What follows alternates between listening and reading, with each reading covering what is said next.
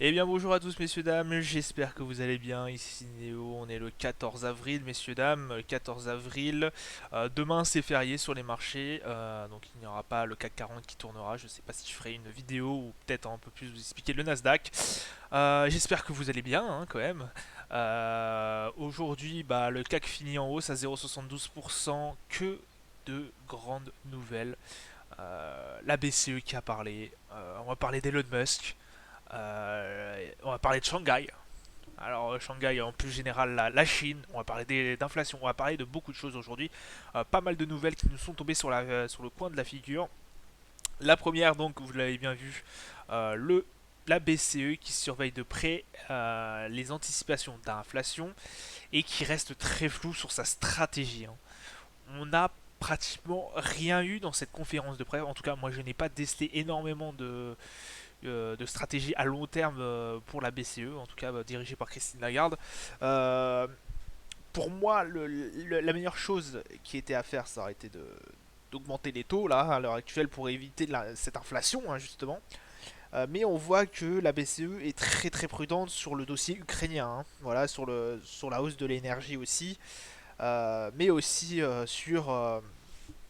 sur tout ce qui est le Covid, hein. On a entendu parler un tout petit peu au niveau de la conférence de presse que Christine Lagarde avait abordé le sujet du Covid et il va y revenir, notamment en Chine, hein. En Chine, ça commence à progresser et ça peut commencer à faire peur un peu sur les marchés européens. Donc voilà, ouais, qui est une BCE qui reste très très prudent. Euh, Il n'y a pas eu de fort mouvement, pardon, sur les marchés. On a juste une baisse juste une baisse au moment de la publication des résultats, d'une hausse pardon, suivie d'une baisse, pire suivie d'une hausse au moment de l'annonce, enfin de la conférence de Christine Lagarde. Euh, L'OAT, donc le 10 ans français, il va c'est 1,33. On est sur le taux d'US, sur le 10 ans États-Unis, on est à 2,80, donc ça commence à être assez élevé. Le pétrole Brent est à 107 dollars, hein, messieurs, dames. Donc il n'a pas trop bougé depuis hier. Mais bon, ça reste. Je pense que le pétrole Brent, forcément, va continuer à augmenter. Donc voilà, la grosse nouvelle, voilà, c'était comme je vous l'avais dit, donc la BCE qui n'a décidé de ne pas relever ses taux. Voilà, l'inflation de la zone euro a atteint 7,5 en mars. Alors pour certains en fait, notamment au niveau des US. Alors pourquoi les marchés remontent un peu? Certains pensent que l'inflation a atteint son pic. Et ils pensent il peut rien nous arriver de plus grave. Alors faut savoir que nous, forcément, sur les marchés européens, on est beaucoup plus impacté avec la crise en Ukraine, la crise ukrainienne, avec ce qui se passe en Ukraine, on est beaucoup plus impacté que les marchés US. Ceci dit, à mon avis, à un moment donné, les marchés US vont être impactés par ce genre d'événement, ce qui est forcément obligé, hein, parce que on est dans une mondialisation, forcément, tu es impacté par ton voisin à gauche. Et d'ailleurs, ça nous fait rebondir sur une nouvelle, c'est que Shanghai, voilà, le confinement drastique contre le Covid-19, ça commence à faire un peu plus de vraiment pleur. Alors d'un point de vue aussi humain, on a des personnes qui en ont marre à Shanghai. On a des Chinois qui commencent à se révolter contre justement ce confinement.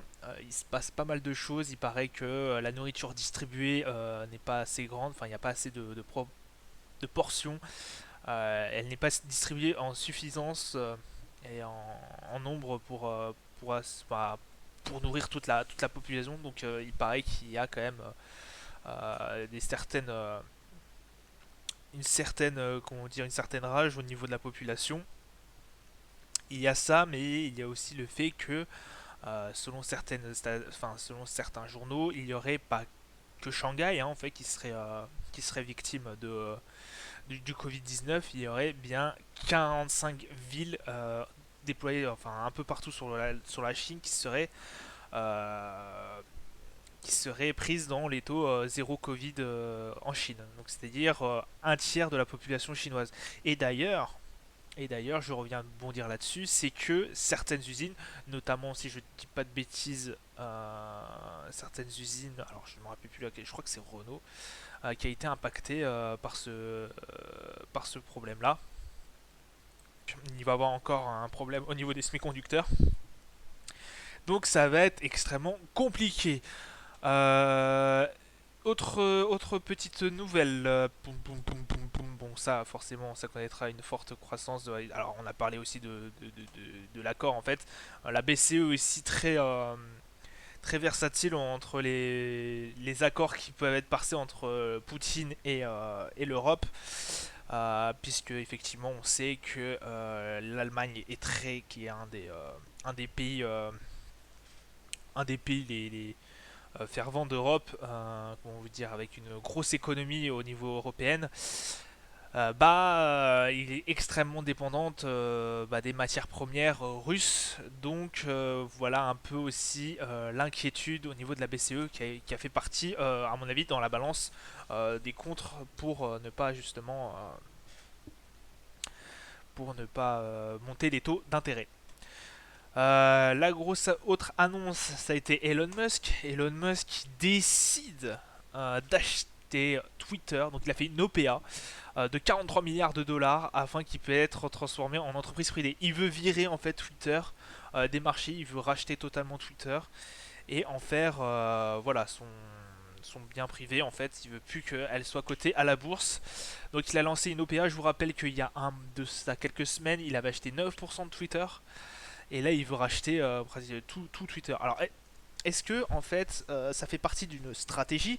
Je vous rappelle que, mine de rien, Twitter, c'est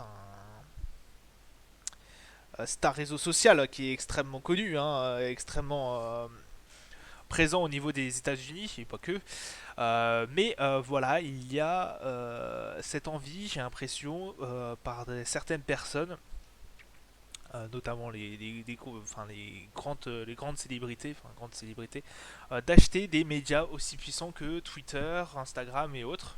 Alors je dis Twitter parce qu'il y en a beaucoup qui, on peut reprendre l'exemple de Donald Trump, hein, Donald Trump qui tweetait énormément et qui s'est fait bannir, je crois, hein, de Twitter, et qui d'ailleurs par la suite a créé son propre réseau social, qui d'ailleurs ne fait pas beaucoup de bruit et qu'on n'entend pratiquement pas parler. Et je pense qu'Elon Musk est dans à peu près ce conflit-là. Il a envie d'un réseau social propre à lui, avec ses propres codes, et qui ne l'oblige pas à être, comment dire, muselé. Euh, c'est en tout cas mon avis, hein, on n'oubliera pas Trump. Hein, voilà. Est-ce que ça va être le nouveau jouet d'Elon Musk? Est-ce que ce tweet est un troll, hein, parce qu'on on connaît bien Elon Musk pour ce genre de décision un peu faux folle. Donc voilà. On va se diriger tout de suite vers les marchés financiers. Pouf, ici. Alors, le CAC qui ne fait rien, parce que, alors là, on est bien évidemment, hein, vous avez compris, on est en D1 sur les marchés. En D1, on fait pas grand chose en D1, pardon. Voilà, ça reste des dojis, hein, franchement. En fait, là où vous pouvez gagner, enfin, là où vous pouvez faire des sommes importantes, c'est vraiment au milieu des dojis. Enfin, au milieu des gaps, pardon, qui soient aussi au baissier. Si vous arrivez à bien anticiper, vous pouvez grappiller un peu dessous. Ça peut être intéressant. Alors après, faut vraiment savoir où va le marché dans la tendance, hein. Mais là, il n'y avait aucune tendance, en tout cas depuis une semaine, il n'y a aucune tendance au niveau du CAC, ce qui est fort dommage. Au niveau du Dow Jones, c'est pareil, on range un peu, hein, on est aux alentours des 3005, 3004. Pas de grosse tendance. On va partir sur quelque chose qui m'intéresse beaucoup plus, ça va être c'est le Nasdaq qui plonge, hein. Là, on était au niveau de la crise ukrainienne, hein. C'était vraiment pire de la crise ukrainienne, hein. Là, on en entendait tous les jours. Je crois que là, on n'était pas très loin. Je sais plus, il faudrait que je sorte les dates de la crise ukrainienne, mais là, on était vraiment dans le creux de la vague et vraiment on était sur la crise ukrainienne qui était vraiment très importante.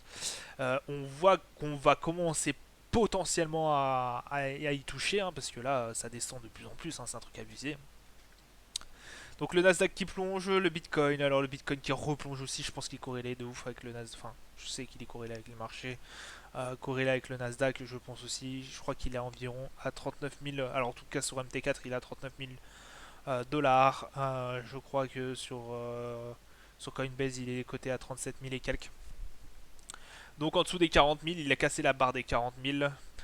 Boum boum. Sur le gold, alors le gold qui rétrécit, qui baisse bizarrement, mais qui reste vraiment sur sa range haute. Il n'a pas encore cassé la barre des 2000, mais qui serait intéressant de regarder. Je pense pas qu'il fasse grand chose le gold. De toute façon, ça fait depuis juillet 2020 qu'il est vraiment à son top niveau. Je pense pas qu'il fasse grand chose de plus, en tout cas en ce moment. Peut-être avec l'inflation, peut-être avec l'immobilier chinois, peut-être avec la crise Covid qui commence à pointer sur le bout de son nez si elle arrive à terme.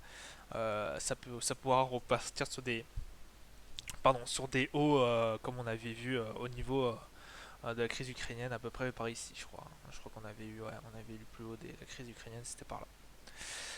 Euh, bon, je dis ça, mais ça me paraît bien. Pop, pop, pop. 0,3.